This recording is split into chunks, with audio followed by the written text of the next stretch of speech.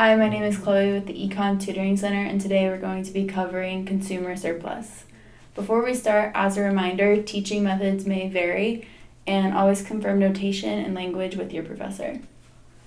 So to start, consumer surplus, which is often notated as CS, is the difference between what a consumer is willing to pay versus what they actually pay.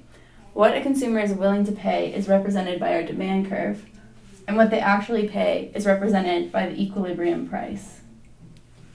So now we're going to do some examples. First, let's start with a conceptual example. A person is willing to pay $8 for a coffee, but only pays $5.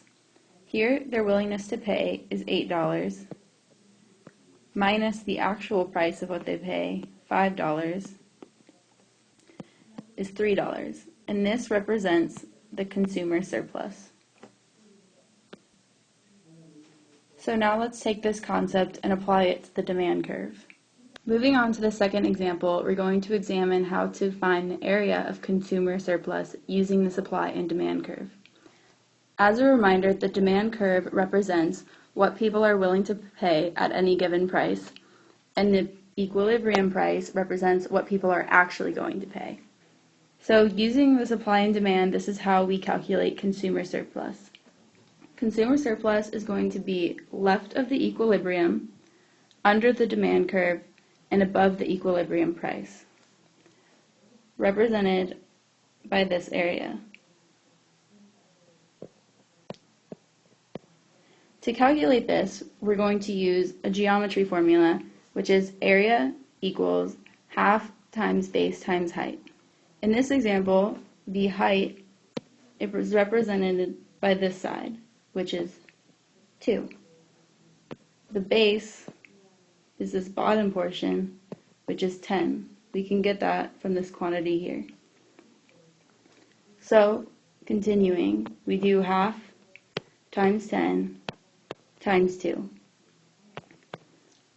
which is 10. So the consumer surplus, the area in this problem, would be 10.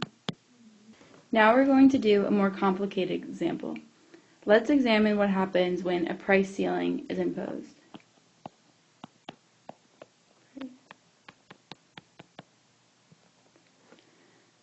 So let's impose a price ceiling at P star. This makes this the new price for the market. Now we're going to do a more complicated example. Let's examine what happens when a price ceiling is imposed.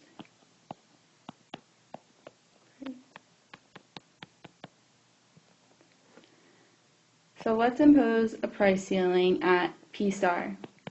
This makes this the new price for the market.